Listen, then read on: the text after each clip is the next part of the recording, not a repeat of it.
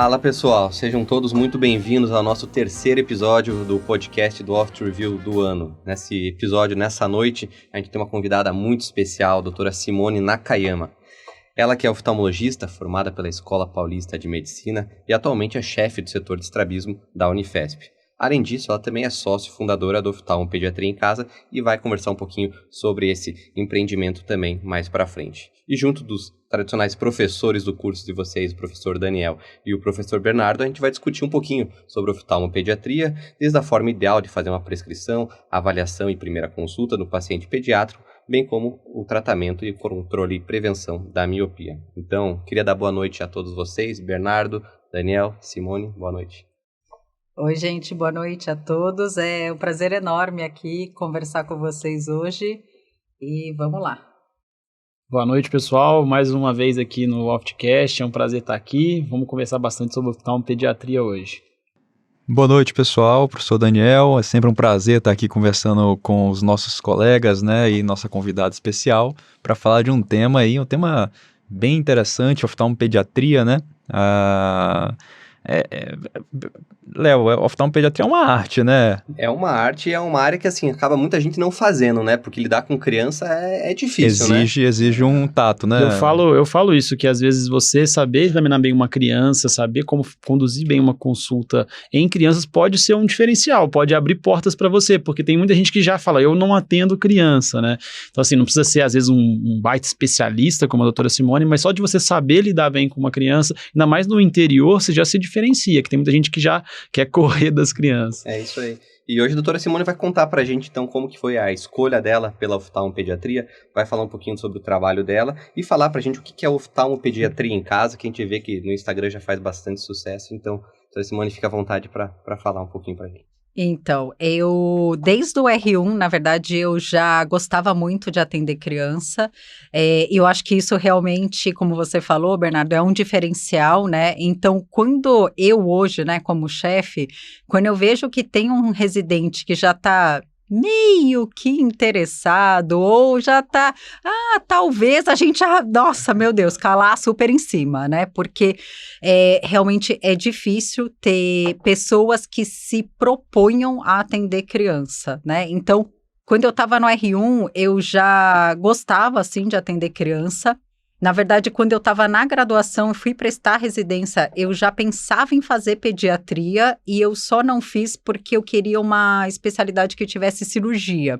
Então, eu acabei optando para fazer oftalmo. E aí, quando eu estava no R1, eu já gostava, curtia atender. Então, eu meio já tinha tomado a minha decisão nessa época. E quando eu cheguei no R3, na verdade, eu já gostava de várias coisas, né? Umas coisas meio alternativas, assim, tipo órbita, tipo neurofital, umas coisas diferentes, assim.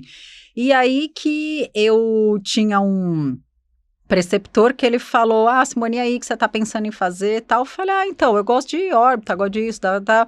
E falei, e gosto de oftalmopediatria, ele. E por que você tá com dúvida? Porque eu gosto de várias coisas dele. Simone, se você gosta de oftalmopediatria, você tem que fazer.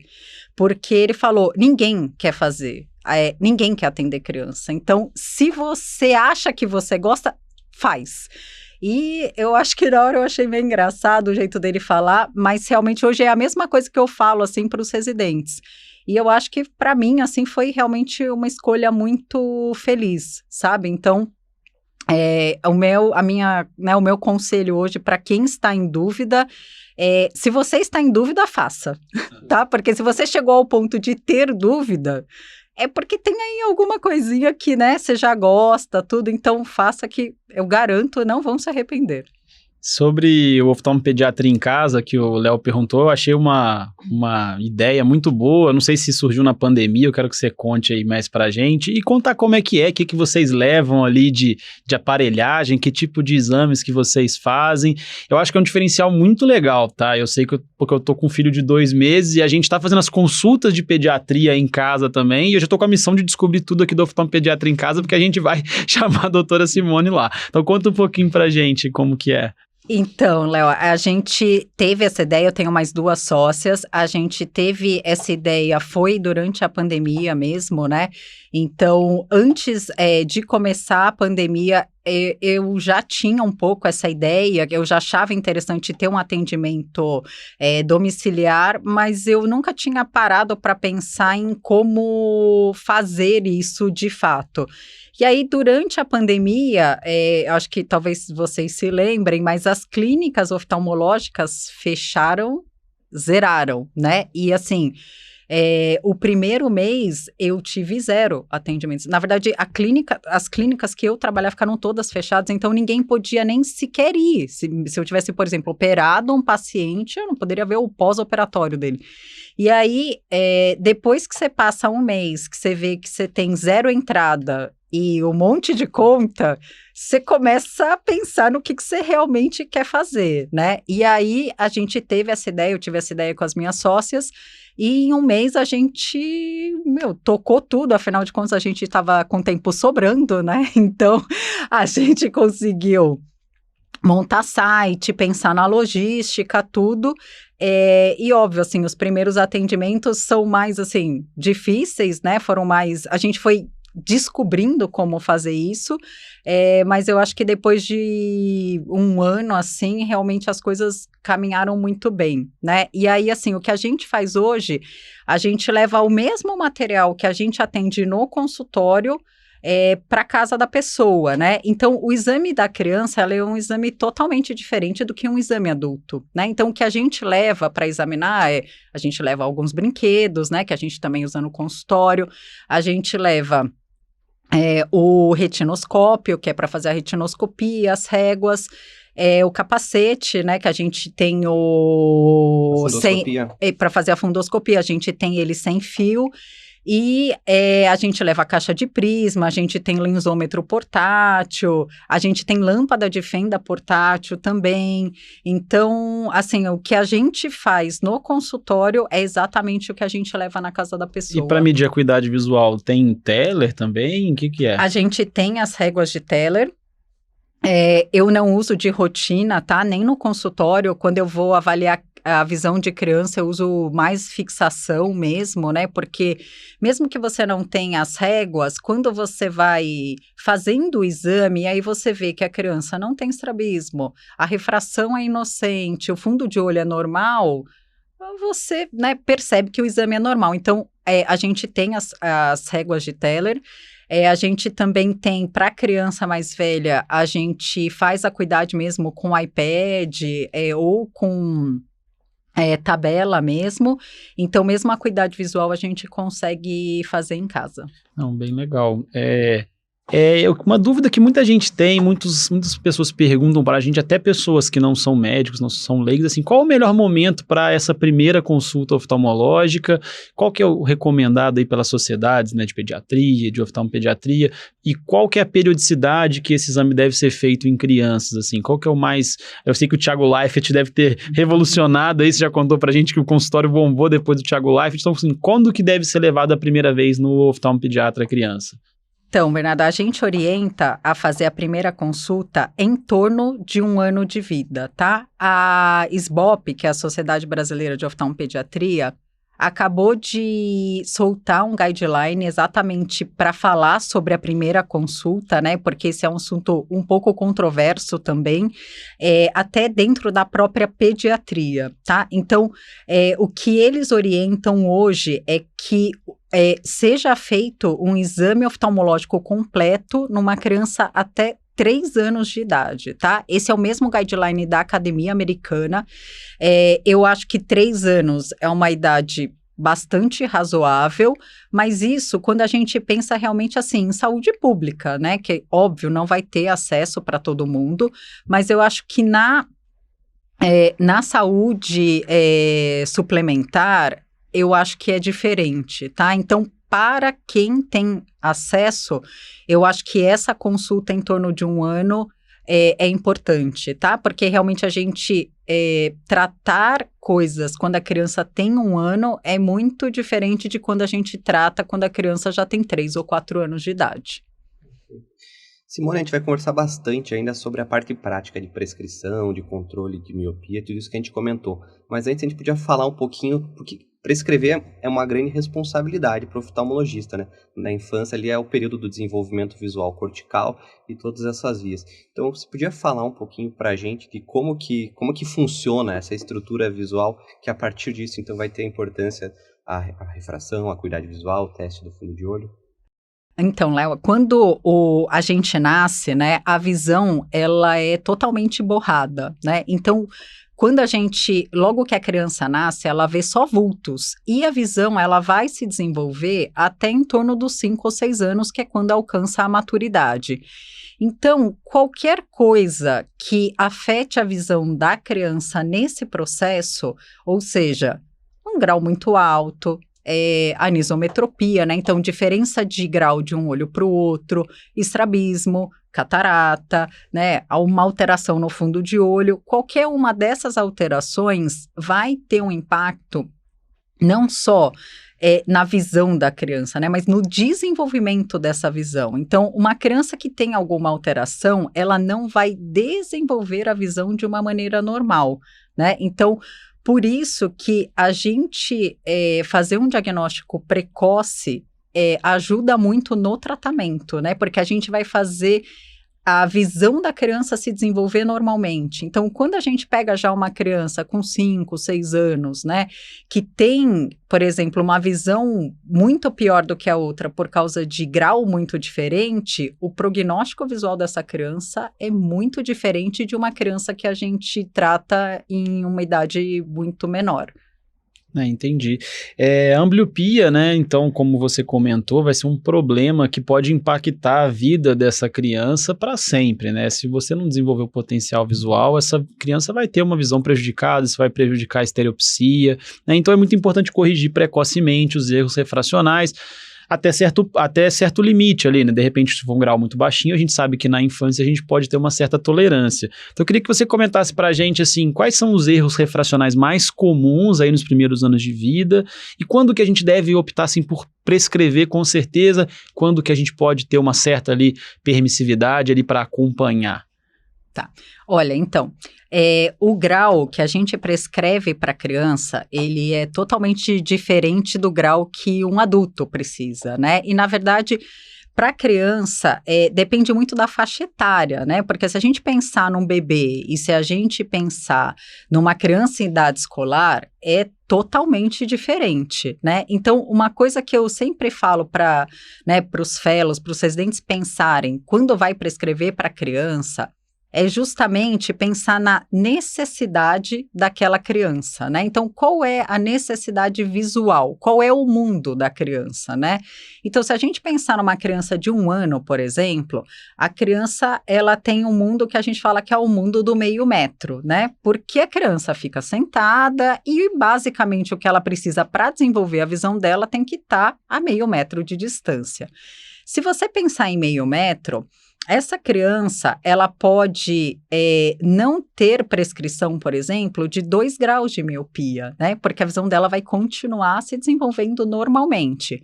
Se você pensar numa criança de 3 anos, 2 graus de miopia é o suficiente para deixar essa criança com 20/400, né? Então, muda muito isso. Então, não só o grau em si, mas a idade da criança é que vai acabar guiando, tá? Mas pensando em crianças pequenas, eu diria que até 2 graus de miopia antes da criança andar é um limite. Até em torno de 3 de astigmatismo também é um limite e até, segundo a Academia Americana, 7 de hipermetropia, tá? Eu acho que 7 é um pouco demais. Eu normalmente espero até 5, tá? Então, até 5 de hipermetropia, 3 de astigmatismo e 2 de miopia, teoricamente, são graus que não vão gerar uma ambliopia ou uma privação de visão para essa criança. Ou seja, você não necessariamente precisa prescrever esse grau, né? Você pode aguardar e ir acompanhando a evolução. É óbvio que quando a criança vai crescendo, essa necessidade vai mudando e aí também a prescrição vai mudando conforme ela vai ficando mais velha. Interessante, né, essas diquinhas que a doutora Simone deu, e é importante também levar em conta o estrabismo, né, se tem estrabismo ou não tem estrabismo. Acho que tudo isso que você falou são para pacientes sem estrabismo, né, só com um problema de refração. Quando entra aí, por exemplo, uma esotropia, uma exotropia, qual que é o raciocínio? Muda totalmente? Como que é? Isso, Bernardo, muda totalmente, tá? Então, por exemplo, uma criança, né, esses valores que eu falei realmente são para crianças que não têm estrabismo, não tem nada, né? Então, uma criança que tem, por exemplo, uma esotropia, se ela tiver uma hipermetropia acima de 2, a gente prescreve, tá? Então, por quê? Porque isso pode ter um efeito acomodativo para a criança, né? Então, para esses casos, é importante realmente a gente prescrever o grau da hipermetropia, tá? Pensando numa exotropia intermitente, né, que é super comum a gente ver, a gente acaba prescrevendo, por exemplo, o grau de miopia, né? Então, esse a gente prescreve sempre. O grau do astigmatismo, eu diria que acima de 1,5, 2, a gente também prescreve. E, inclusive, o grau da hipermetropia, quando é muito alto, a gente também prescreve parcial, tá? Porque o paciente que tem a exotropia intermitente e tem um grau baixo de hipermetropia, por exemplo, é ótimo, porque quando ele compensa a hipermetropia, ele dá um estímulo de convergência para o olho, né? Então, acaba controlando melhor o desvio dele. Mas um paciente, por exemplo, que tem mais 7, esse paciente ele já tem uma baixa de visão, que pode ser a causadora da exotropia intermitente. Então, para esse paciente, a gente também, apesar de parecer um pouco contraditório, a gente precisa prescrever uma parte para melhorar a acuidade visual e isso fazer o paciente ter uma fixação melhor e um controle melhor do estrabismo. E a criança, assim, justamente por estar num período de desenvolvimento visual, ele tem muita plasticidade. Então, muitas vezes você pode passar uma prescrição que não é a correta, por erro mesmo médico, e a criança se adapta. Isso traz alguma consequência para a criança a longo prazo? Como que a gente faz essa avaliação? Olha, Leonardo, isso pode acontecer mesmo, tá? Então, isso pode dar uma ambliopia iatrogênica mesmo na criança, né? A gente brinca que criança aceita até sapato trocado, né? E assim, umas semanas atrás, eu prescrevi o óculos para um paciente e ele tinha um cilindro alto, só que ele tinha 3 num olho e 4,5 no outro. Eu fui medir a visão da criança, a visão meio não batendo, assim, com o exame que eu já tinha feito anterior, eu falei, tá esquisito isso aqui. Fui conferir o óculos e a lente estava trocada. Então, estava 4,5 no olho de 3 e 3 no olho de 4,5. E a criança estava usando o óculos da mesma maneira. E aí, no final, a mãe voltou, né? A receita estava certa, tá? Eu não prescrevi errado. Mas, óbvio, acontece, tá? Às vezes, né? Naquela correria, pressa, criança chorando, você às vezes escreve errado mesmo, mas no final a mãe voltou na ótica e a ótica tinha montado o óculos, então a lente estava certa, só que a montagem foi errada, e mesmo assim a criança estava usando, né? Então, isso pode causar um problema, mas realmente eu não vejo a criança não usando mesmo o óculos errado. Tá? Por isso que é importante até a criança, depois que você faz o óculos, então pedir para voltar e reavaliar. Porque no adulto, às vezes você faz e, né, adeus. O ideal seria sempre avaliar, né? Mas na criança isso é muito importante por conta do desenvolvimento da visão. Mas eu acho interessante que, assim, tem essa questão da iatrogenia que você falou, mas também tem o outro lado. Porque, às vezes, no adulto, se você tem uma anisometropia muito grande ou um cilindro muito alto, você evita de prescrever, assim, no adulto, quando é o primeiro óculos daquela... A pessoa nunca usou óculos, você descobriu lá um cilindro de 3, de repente o cara não vai aceitar aquele óculos. Já na criança, eles aceitam muito melhor. Tanto também, assim como as anisometropias, né? Quando tem uma diferença de grau muito grande nos 2 olhos. Bernardo, eu sempre falo, né? Eu sei que quem atende muito adulto sempre tem esse receio, né? Prescrever grau muito alto. O que eu sempre falo, assim, na oftalmopediatria é que não tenha medo de prescrever, tá? Então, eu pego muita criança, por exemplo, que tem, assim, 4 de cilindro, e aí os pais vêm para mim falando, olha, então, não, a gente passou com outro médico, tudo, ele passou 1 grau, e aí ele passou uma parte para a criança acostumar, né? Ah, ele passou 2, só que ele não está usando. Eu falo, olha, ele não vai usar 2, né? Porque esse não é o grau dele. Então, entre 2 e nada, dá quase na mesma, né? Então, uma comparação, assim, que eu gosto de fazer com os pais é em relação ao número do sapato, né? Eu falo, olha, quanto você calça? 36? Eu falo, então tá. Eu falo, se você colocar um sapato 35, vai ficar bom? Não. E se você usar um 37? Também não. Eu falo, então, você tem que calçar 36, não é? Então, o óculos, ele é a mesma coisa. Se o seu filho, ele tem 4, ele precisa usar 4. Porque usando 2, ele não vai se acostumar, porque ninguém acostuma com o grau errado. E 2 não melhora nada a visão. Eu falo, olha, vamos lá prescrever 4, vamos ter fé, vai dar tudo certo, é difícil, mas vai ficar bom. O que a gente observa é que os pais, eles não gostam, né? Eles ficam meio chocados quando você fala, a criança tem 4 graus, 5 graus, eles ficam super incomodados, né? Então, eu imagino que às vezes é melhor de ouvir, vou passar aqui 2 graus, mas você não está fazendo bem para o paciente, né? Então... Simone, além da prescrição, que é um tema realmente muito importante na criança, existem outros aspectos que também estão ali ligados a essa idade e que as mães têm muitas dúvidas, né? Ainda mais nesse período agora que com a pandemia, que acabou forçando mais a digitalização das coisas, para as crianças também isso aconteceu.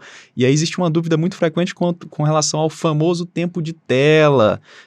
A criança pode assistir a Galinha Pintadinha ali no primeiro ano de vida? Pode estar liberado ou tem aí alguns impactos na vida também, dessa criança, na questão da saúde visual dessa criança? O que a gente pode aconselhar aí para as mães? Olha, Daniel, isso é um assunto, assim, recorrente, tá? É só todas as consultas, né? Então, assim, o que acontece é que realmente o uso excessivo de telas, ele tem um prejuízo visual, sim, tá? Então, a orientação que a gente dá, principalmente nos primeiros anos de vida, é o mínimo possível, tá? Eu sempre falo para os pais que 0, eu não acho factível, tá? Porque 0 não dá, né? Então, o que eu falo é, vamos tentar usar o menos possível, tá? Por quê? Quando a criança, ela usa o celular ou o tablet, ela dá muito estímulo para a visão de perto, né? E aí ela deixa de desenvolver a visão de longe, né? Isso é a miopia, tá? E esse período da pandemia foi, assim, nitidamente um período que a miopia aumentou e aumentou muito, tá? Então, eu tenho muito paciente que não tinha nada ou que era hipermétrope antes da pandemia e veio 1 ano e meio depois, míope, e assim, não é míope de meio, voltaram míopes de 1,5, né? Então, você vê que mesmo em um curto período de tempo, esse excesso de estímulo faz muita diferença, tá?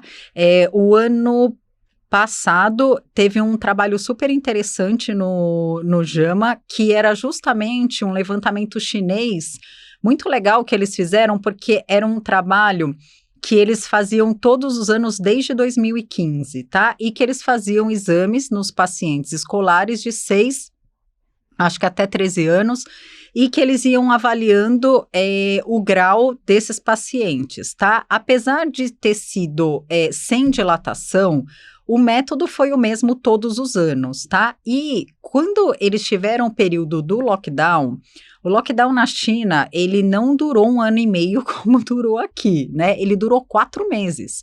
Então, o que eles fizeram? O exame, ele normalmente era feito no mês de junho. Assim que as crianças voltaram para a escola em maio, eles fizeram esse levantamento de novo.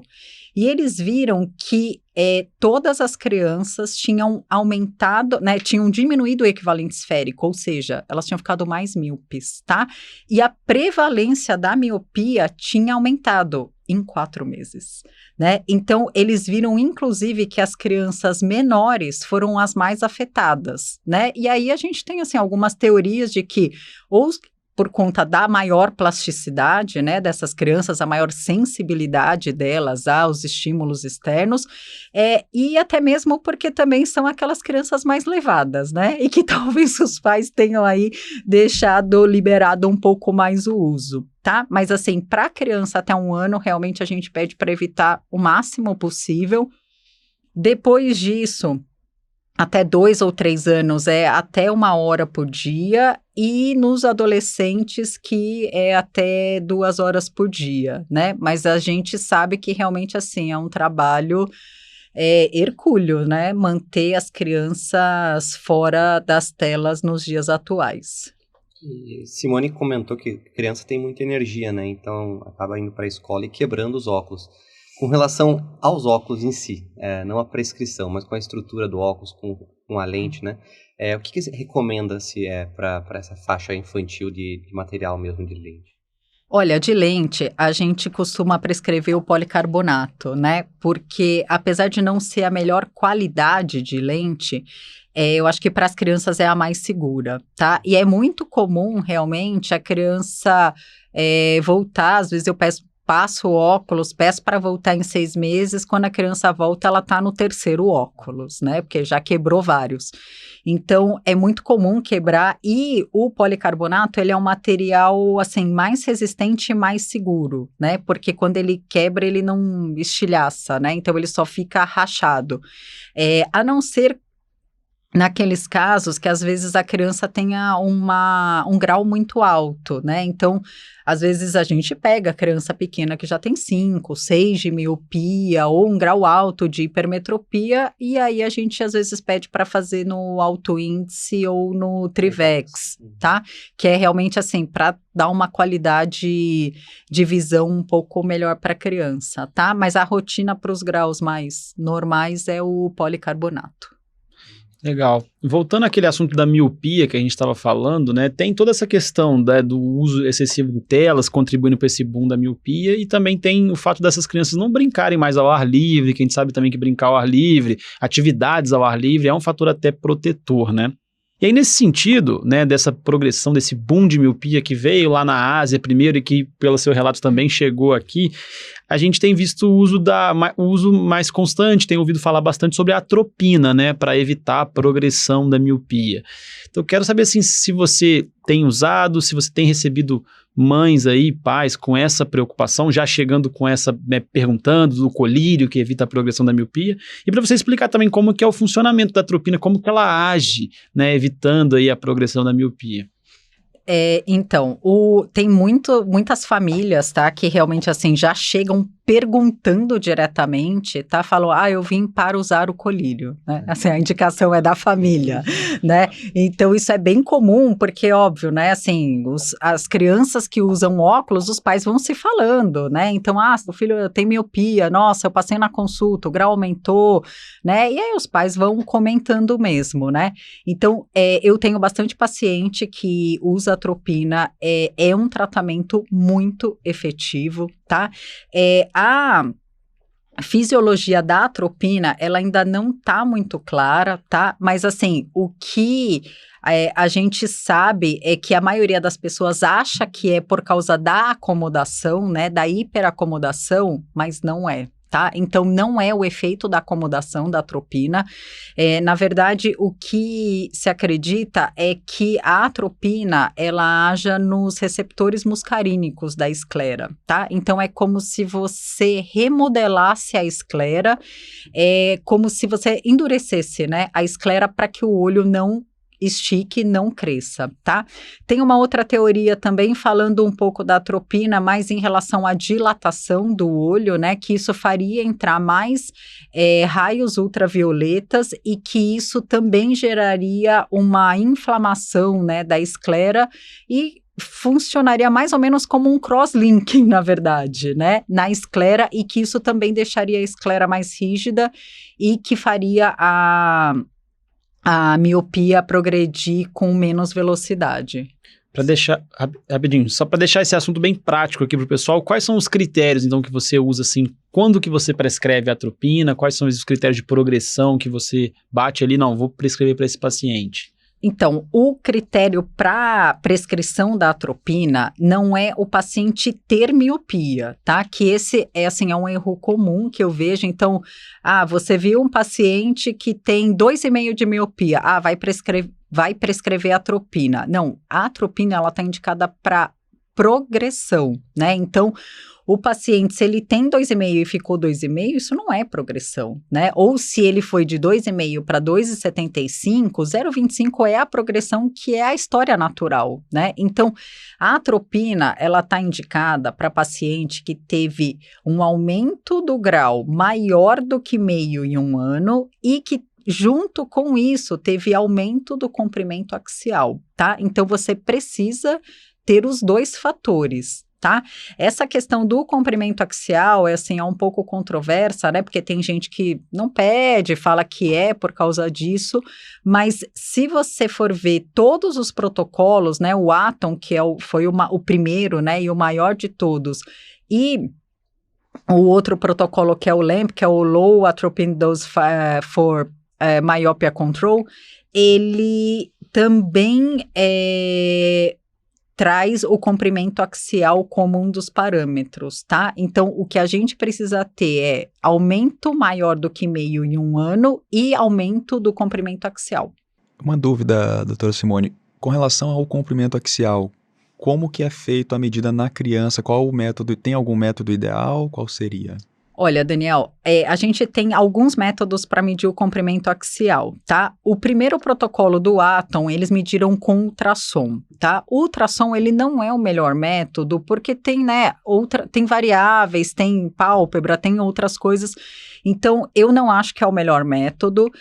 Para criança, né, a indicação teórica, né, da atropina é para criança de 6 a 12 anos. Então, se você pensar nessa faixa etária e pensar numa biometria ultrassônica, por exemplo, não é o exame mais fácil de fazer numa criança de 6, 7 anos, né? Então, na biometria ultrassônica, você precisa anestesiar o olho e encostar, né, o cursor no olho do paciente. Não dá a maioria das vezes, tá? Então, hoje, o meu exame de escolha para fazer o comprimento axial é o IOL Master, tá? Porque ele é bem parecido com o autorrefrator e aí... Não invasivo, né, e tal. Isso, criança realmente. Encostou lá, fez, para mim é o melhor método. 6 tá? anos é bem factível. Até criança mais nova, tá? Se não for endemoniada, né? Se ela for boazinha, você consegue fazer até numa criança mais nova. E ainda nessa parte prática, com relação à atropina em si, né? O colírio de atropina, na dosagem habitual e utilizado, se muito utilizado, ele é tóxico, né? E ele pode causar alguns problemas sérios. Qual é a concentração que a gente costuma utilizar nesses casos e quantas vezes ao dia? Como que é isso? Tá, a concentração foi uma das coisas que no primeiro estudo do Atom era 1%, né? Então, o 1% é o colírio que vende na farmácia mesmo, né? Então, ele foi efetivo, só que isso trouxe muito efeito colateral junto, né? Então, dilatação, a criança fotofobia, perda da acomodação, né, porque a concentração muito alta.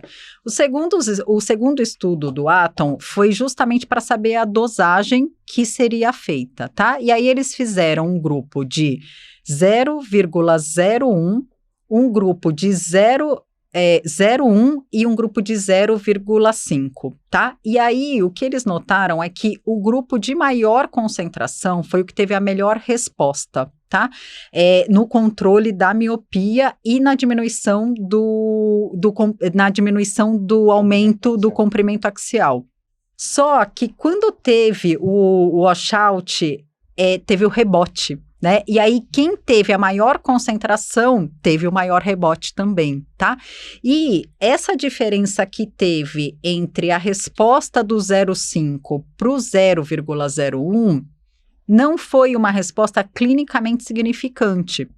Então, no final, a concentração, né, de primeira prescrição é o 0,01, tá? Porque ela tem não é a melhor resposta, mas é a resposta mais constante, com menor efeito colateral e com menor risco de rebote quando você suspende a atropina, tá?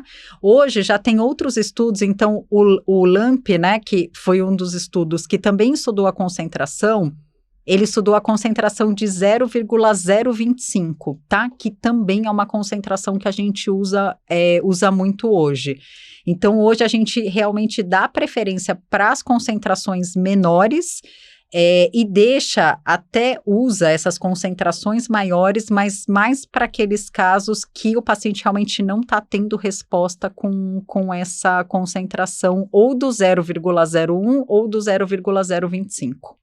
E o paciente usa uma gota à noite? É uma gota à noite, tá? Então, uma coisa que é importante você ver nesses pacientes, falando dos efeitos colaterais, é justamente a questão da fotofobia, né? Então, para esses pacientes, por exemplo, que usaram a atropina 1%, todos eles foi feito óculos fotocromático, né? Justamente porque, assim, 1%... Coitada da criançada, hein? Não, a criançada não via nada de perto, né? Então, tanto que esse trabalho do Atom foi feito em um olho só, entendeu? Porque para deixar o outro olho vendo e acomodando, né? Agora... É super importante ver a questão da fotofobia e leitura de perto, né? Então, mesmo para essas concentrações baixas do 0,01 e do 0,025, alguns pacientes que são mais sensíveis também têm perda de acomodação, tá? Então, eu sempre vejo a acuidade de perto desses pacientes e pergunto em relação, né, se tá muito ruim ambiente externo, né? Porque a gente sempre insiste muito nessa questão das atividades outdoor. Então, assim, é complicado você pedir para o paciente fazer mais atividades ao ar livre enquanto o paciente está morrendo de fotofobia, né? Então, isso são duas coisas que são bem importantes de avaliar quando o paciente está usando atropina. Uma outra dúvida prática que eu tenho nesse tema, é claro que é um tema que está sendo cada vez mais estudado e mais recentemente, né, ainda mais, mas o período de início ali por volta dos 6 anos, mas e o período assim que você fica, será que vale a pena iniciar, ou o paciente já está um pouquinho mais, a idade já está um pouquinho mais avançada, já existe algum dado nesse sentido, o limite da indicação? Daniel, tem estudos já até em crianças mais novas, tá? E até em adulto, tá? Então, não é só mais para criança, tá? Eu acho que a atropina ela já está sendo usada para outros casos também, tá? Então, a idade realmente dos protocolos é 6 a 12, mas já tem pesquisa hoje no paciente, inclusive, pré-míope. Tá? Então, o que é o paciente pré-míope? É aquele paciente que você está acompanhando que ele, por exemplo, ele era +1 e aí no ano seguinte ele está plano, né? Então, esse paciente, ele não está míope, mas ele está miopizando, né? E se você for avaliar a questão genética, você vai ver que o pai é míope, a mãe é alta míope. Então, para esses pacientes que têm uma tendência muito forte, inclusive, já tem gente falando de usar antes do paciente ficar míope, tá? Então, para esses casos que o paciente ele está naquela tendência que você vê que realmente o paciente ele vai ficar míope em algum momento, tá? Então, a atropina ela está sendo usada, inclusive, para esses casos. Bem legal. E pensando assim, eu imagino que não tem nenhum trabalho, não sei, não cheguei a ver isso assim bem ao certo. Mas pensando na medicina baseada no bom senso, uma vez que se começa a usar esses colírios de atropina, você consegue tatear isso, você para, você pode voltar, você tem essa flexibilidade toda, ou você, uma vez que você exato, até quando, né? Por quanto tempo você usa, quais são os critérios de acompanhamento, né? E com qual frequência que você tem que ver o paciente, né? Como é que é esse follow-up depois que você prescreve? Olha, então, normalmente a gente pede para voltar com 6 meses, tá? Então, eu normalmente prescrevo a atropina, eu peço para o primeiro retorno sem 3 meses, mas para avaliar essa questão de como foi a adaptação, de como está a visão de perto, se está com fotofobia, se está com dificuldade na escola. E depois, normalmente, os retornos são feitos a cada 6 meses, a não ser quando o próprio paciente já volta por queixa de baixa de visão, né, que já está com alguma dificuldade. Essa questão de quando suspender a medicação, eu acho que essa é a grande pergunta que a gente quer responder hoje nos trabalhos, tá?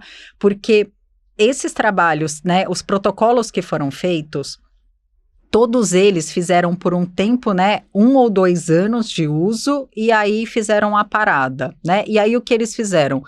Para os pacientes que tiveram rebote ou que continuaram aumentando, eles voltaram com o tratamento e aí tentaram fazer nas doses mais baixas de atropina, tá? O critério teórico de você parar a medicação é 1 ano de controle, tá? Então, aquele paciente que em 1 ano, com o uso da atropina, teve um aumento de miopia menor do que meio, tá? Então, o paciente que teve 0,25 ou não teve nada. Com a pandemia, assim, eu não tenho nenhum paciente que eu consegui suspender, né? Na verdade, o que eu fiz para a grande maioria foi aumentar a dose da atropina, porque teve um aumento muito grande. Mas, teoricamente, o uso, a suspensão do colírio, ele está autorizado quando o paciente tem 1 ano de estabilidade do grau. E aí, quando aumenta a dose, aumenta de 0,01 para 0,025? Isso, normalmente sim, tá? E aí, eu aumento a dose quando o paciente, ele tá com aumento, né, maior do que meio mesmo, já usando o 0,01, e, teoricamente, para os pacientes que já têm acima de 3 graus de miopia, teoricamente, você já pode usar ele como tratamento primário, né? Então, entrar direto com o 0,025. O que eu vejo na prática é que realmente o colírio que segura mesmo é o 0,025, tá? É o colírio que funciona mesmo. E no Brasil já existe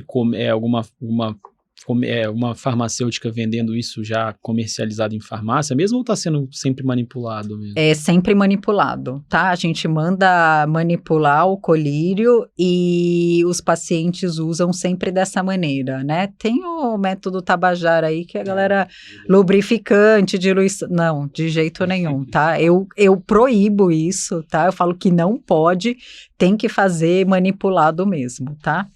Então, tá. E Simone, a gente sabe que não é só a atropina que está descrita como controle também da miopia. Acho que são áreas menos abordadas na prática, mas a gente sabe que existem lentes de contato, até a própria ortoceratologia. Eles têm alguma indicação específica? Você já tem pacientes que trataram, fizeram esses tratamentos? Como é que é? Olha, Leonardo, a ortoceratologia, eu não tenho experiência, tá? Acho que só para as pessoas saberem, né? A ortoceratologia, o que é? A pessoa, ela usa a lente de contato rígida à noite, né? No período que ela está dormindo, para ter um remodelamento da córnea, que isso vai fazer com que, teoricamente, o grau não progrida, né? Ou que você até diminua, né? O grau do paciente. Eu não tenho nenhuma experiência, tá? Eu realmente, assim, não sou muito fã de usar lente de contato em criança, tá? Mesmo que seja rígida. Eu conheço vários profissionais muito sérios que usam, que têm muita experiência, falam que funciona, mas realmente eu acho que hoje, com os tratamentos que a gente tem atualmente, né, atropina, agora esse ano a gente teve o lançamento também da Stellest, né, que é a lente da Essilor, não estou fazendo propaganda, tá, gente, mas é porque só tem essa lente mesmo, que é uma lente que é para corrigir o defocus periférico, né, o defocus hipermetrópico. Então, a teoria dessa lente é que o paciente míope, ele tem o óculos, ele dá um foco para o centro, para o centro de visão, né, para a mácula. Só que os outros, a periferia desse paciente, a imagem cai depois, né? Então, é como se o paciente ele fosse míope no centro e na periferia ele fosse hipermétrope. E eles falam que isso faz com que o olho queira crescer, como se o olho quisesse que a periferia também conseguisse ter uma imagem nítida, tá? Então, essas lentes que eles lançaram, elas são lentes que têm focos variáveis, tá? E aí elas corrigem e colocam o foco mais para frente, né? Então, corrigem teoricamente, esse defocus hipermetrópico. Eu ainda não tive nenhuma prescrição, mas a pesquisa que eles fizeram parece ser muito promissora, tá? Porque eles viram em 2 anos que o grau da miopia teve uma velocidade muito menor de progressão e que não só isso, mas teve até, inclusive, uma diminuição do comprimento axial, tá? Então, assim, eu acho que é uma coisa incrível, porque você vai corrigir o grau, né, da miopia a criança já vai ter que usar um óculos, e o óculos também é um tratamento, tá? Junto com essa lente, né, que é o óculos, teve também a MiSight, né, que é a lente de contato com o mesmo conceito, né, para corrigir o defocus periférico, e que também está indicada para esses pacientes. Então, eu acho que hoje, assim, a gente tem uma gama muito grande, né, de tratamentos, e eu acho que o futuro realmente, assim, é dos tratamentos combinados, né? Então, usar o óculos para corrigir o defocus e nos pacientes que continuam progredindo, atropina, né? O paciente mais velho, 10, 12, 15 anos, que usa a lente MiSight e que continua tendo progressão, atropina à noite, né? Então, eu acho que realmente a gente tem aí um futuro bem promissor, assim, para o tratamento da miopia. E já está disponível comercialmente esses óculos aqui no Brasil? Já, eles lançaram no começo do ano e agora, sim, já está comercialmente disponível. E o óculos, assim, quando você olha para ele, ele é normal? Ele é um óculos normal, Sensacional, tá? né? Sensacional. Corrige o grau e ainda faz Se todo realmente benefício, for entregar isso que promete, realmente é bem interessante, né? Me parece muito promissor, porque a atropina, querendo ou não, é um fármaco, né? Se você puder evitar com um tratamento totalmente não invasivo e sem risco nenhum, né? E conseguir frear essa progressão é muito interessante. Sem efeito na acomodação, nem comentou, ia ser ótimo mesmo. Isso, eu acho que esse tratamento, assim, realmente criou uma expectativa, assim, muito grande, né, pra gente que trabalha com criança, que vê, né, a evolução da miopia, assim, os pais desesperados, né, assim, eu tenho paciente que começou comigo hipermétrope e em 6 anos a criança era alta míope, né? Então, assim, a criança ela saiu de 0 grau para 5 graus, né? Assim, os pais ficam realmente muito preocupados. Então, eu acho que essas lentes, assim, elas vêm realmente para dar aí uma renovada na nossa esperança. Eu acho que conseguimos aí esgotar o tema, né? Acho que foi bem bacana.